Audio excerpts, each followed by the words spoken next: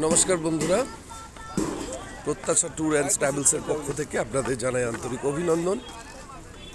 আমরা আজকে আপনাদের দেখাবো মাতা বৈষ্ণোদেবীর মন্দিরের যাত্রা। আমরা সেই যাত্রাপথের শুরুর দিকে চলে এসেছি। এটাই হচ্ছে মেন গেট। এই মেন গেট থেকে আমরা কিন্তু ধীরে ধীরে প্রবেশ করব। এখান থেকে শুরু হচ্ছে কিন্তু মাতা বৈষ্ণোদেবীর যাত্রা।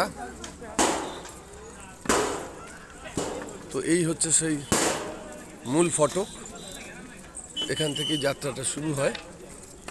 আপনারা এখান থেকে যারা হেঁটে যেতে চান যেতে পারবেন, এছাড়া আপনারা যদি ঘোড়ায় কেউ যেতে চান যেতে পারেন।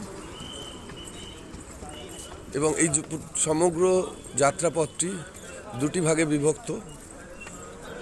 টোটাল যে রাস্তাটা সেটা হচ্ছে 12 কিলোমিটার।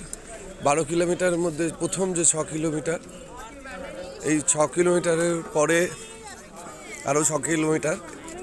তো এই 6 কিলোমিটার পর্যন্ত প্রাথমিক ফেজে আপনারা কিন্তু ঘোড়ার মাধ্যমে যেতে পারেন, অথবা দুটো ফেজও যেতে পারেন।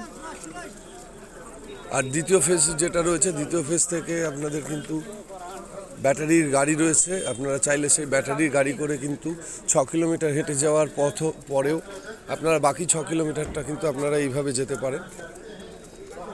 তো এটা হচ্ছে তার এন্ট্রি পথ।